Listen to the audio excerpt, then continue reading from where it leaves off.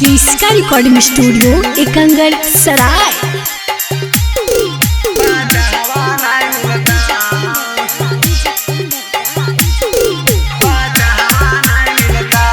Presented by क्रिस्का films. ऐसन फसमी एक दिन कोई बाचा हवा नहीं मिलता। ऐसन फसमी एक दिन कोई बाचा हवा नहीं मिलता। हे गे यार वो तोरा भाई वो में बाचा हवा नहीं मिलता। हे गे यार वो तोरा भाई वो में बाचा हवा नहीं मिलता। हो जीता वैसन हालतिया की यार वो नहीं मिलता। हो जीता वैसन हालतिया की यार वो नहीं मिलता। हे गे यार वो तोरा भाई वो में बाचा हवा नहीं मिलता। हे गे यार वो तोरा भाई वो में बाचा हवा नहीं मिलता।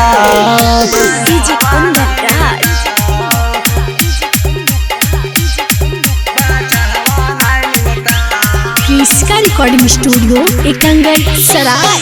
टेम्पू के ड्राइवर पर तू करही घुमान गे छौड़ी। अधना तकल तोर लुटाई तो सामान गे छौड़ी।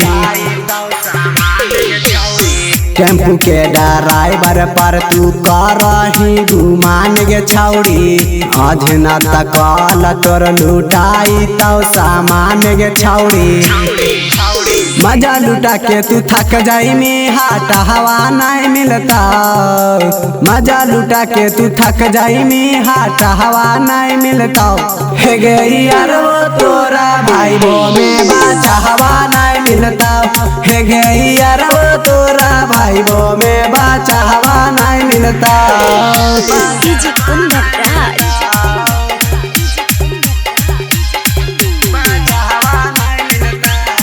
क्रिस्का रिकॉर्डिंग स्टूडियो एकंगर सराय। कितना तू औकत में ही जाना हो रवि इंडिया गे। मनुआ और गोलुआ के तमाजा लूटल हालोगे। कितना तू औकत में ही जाना हो रवि इंडिया गे। मनुआ और गोलुआ के तमाजा लूटल हालोगे। कितनो कुदमी यारवा परता भाईलू नहीं मिलता। कितनो कुदमी यारवा परता भाईलू नहीं मिलता। हे गे यार वो तोरा भाई वो में बाचा हवा नहीं मिलता। हे गे यार वो तोरा भाई वो में बाचा हवा नहीं मिलता। क्रिस्का रिकॉर्डिंग स्टूडियो एकंगर सराय।